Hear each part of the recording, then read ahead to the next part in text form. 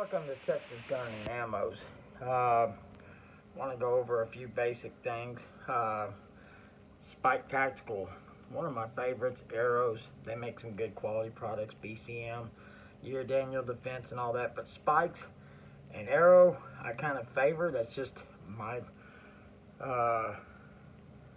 It's just I've had great success with those. One of mine latest creation is the Spikes right here. It's a full-on spike, uppers all spike, trigger guard spikes, and even the bolt carrier spikes, if I can catch that in there. And so is the buffer tube, and so is the barrel. The rail is a Midwest Industry rail. And of course, everything else is spikes, and the drop-in trigger, POF, 3 pounds. This works out fine for me. I'm gonna change this out to a red dot, but for right now, I have this Arc 2 MOA, first focal plane scope from Primary Arms. Very good brand. You know, it's very comfortable for what I need to do. And of course, I got a Fortis rail or a charging handle, Fortis, on there. So everything's unloaded, of course. This one happened to be my favorite. I like the Snowflake. That one got me. But this one, I got the shirt. My waterboarding instructor. And on my selector switch, dry, wet, drown them. That's what it says. And of course, got a spike nickel boron bolt carrier in there. Spike upper, spike buffer tube. The barrel and the rail, I went differently. I went with the Ballistic Advantage barrel and a Seeking Precision rail. Got a Sig Romeo 5 on here. I'm gonna change out this stock. It was something I was trying out by Rogers Super Stocks. It works okay. It locks into place. It's got this lever, but it's just not comfortable. Some people like them, and I got a BCM charging handle.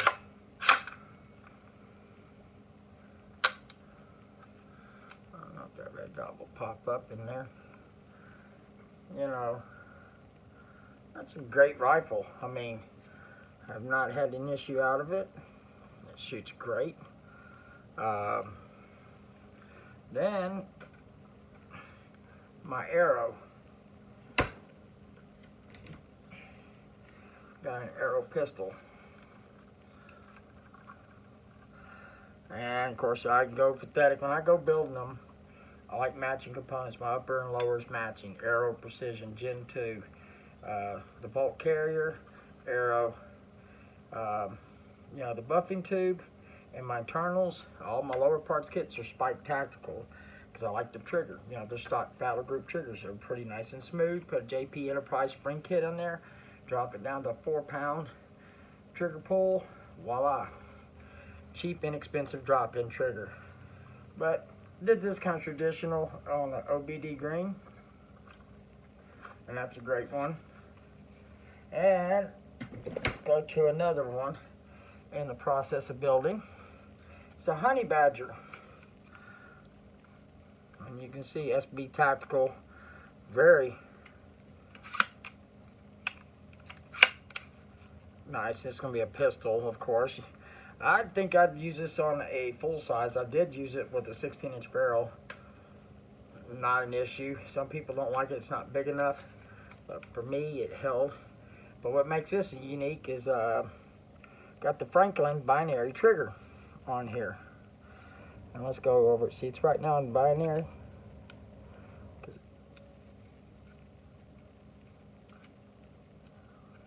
So there we go. But it's got a Franklin binary trigger. In this one, I just hadn't decided on the upper what I want to do. You know, just this and that was like 800 bucks. That's what it would cost. It's about $360 78 386 for the binary trigger, and this was like around 280. And then of course you get your lower. I get them a good deal at Primary. You know, they were on sale for $93.15. And then the lower parts kit was CMC. You know, the bolt catch and the magazine release, and but went with standard spike this. But I have another one that's one of my creations. We're just going to keep pulling them out. Another Spike Tactical. And this one is a 7.62 by 39. You know, even kind of got fancy dancy with it. And put the Odin's Work magazine release on there, and of course the trigger, the dust cover. Spike Tactical, bumper tube is Spike Tactical.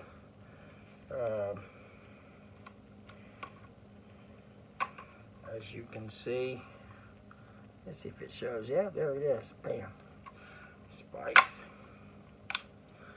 Got this real nice flash. Well, it's a compensator. It's by Strike Industry.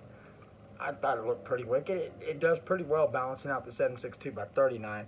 I use 20 round magazines. I don't use them 30 round magazines. I have better luck with that.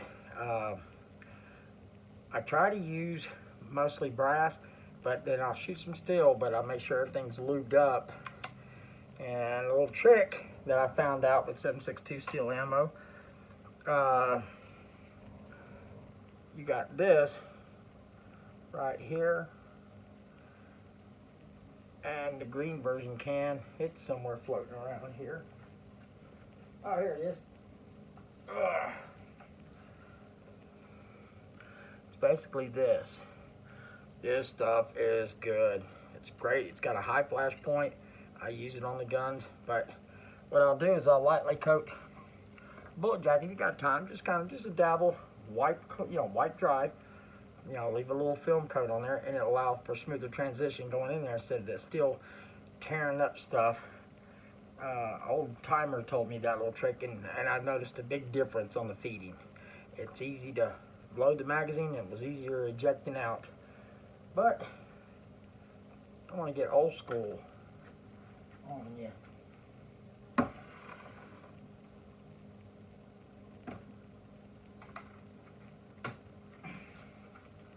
Now, we're going to jump into my most favorite Colt.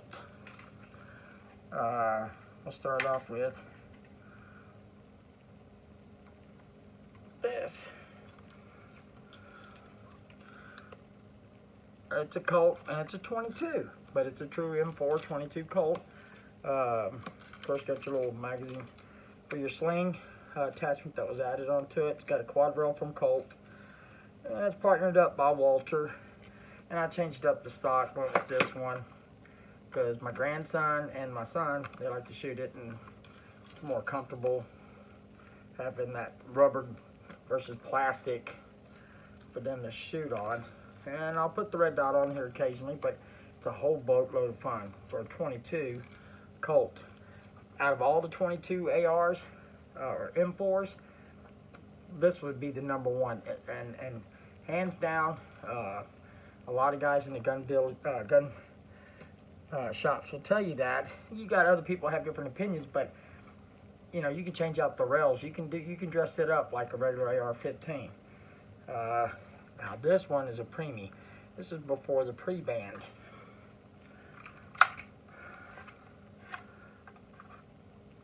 Recognize that 24-inch barrel. Still got the marking up there, an old tab. This is nostalgia. This is my baby. So I love this. And then I have another one. It's a reproduction, or a clone they call it. The whole upper's all Colt, but the lower is, I think, an Anderson. But this one's 100% Colt. Set this to the side. You want to get really crazy? Let's go really old school. You don't like this one. This is me, I call The Americans first.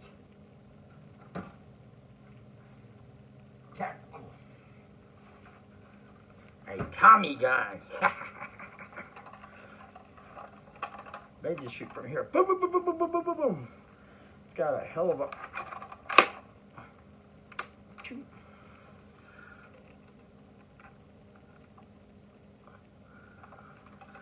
Thompson. I'll try to do some better quality videos. I'm limited to the equipment I got, but I got this nice Thompson. This one is a reproduction. It's a 1978 model. I have the real deal. We have the auto sear out of it. It's put up, tagged. Right now it's in semi, but we don't even mess with it. It's very expensive. But this is a real Tommy magazine. And there's a couple of parts on here that are real Tommy parts that we done over time. So, that being said, set that right there.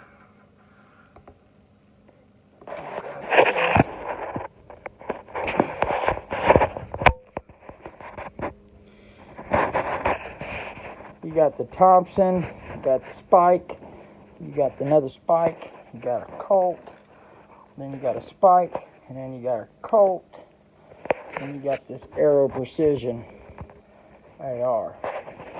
Now you ask yourself, okay, he's got the rifles. What do you got to back up the rifles? Ooh, do I got something nice? It's called nostalgia. Let's see, let's start off with the good stuff. We got this nice Kimber. This is the Tactical Entry 2. But better than that Kimber, let's see, where is it at? Right here. This Colt Combat Commander. 70 series.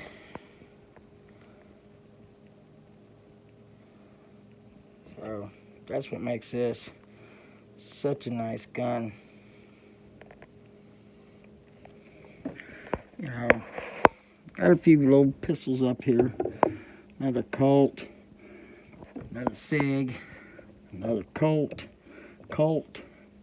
M&P, SIG, and a Browning. I got more, and then, anyways, I'll come up with some better videos, but that's a little bit my take on the AR world. If you got any questions, ask. I've learned from gunsmiths and old school, and I'm still learning. When you build your ARs, please read the specs on them. Everything is torqued to a specific, and there's a reason. I have all the proper tools. I was shown exactly what to torque. The barrel's usually around 35 to 40, depending on the manufacturer, and so on. But hey, live long, live free, and prosper.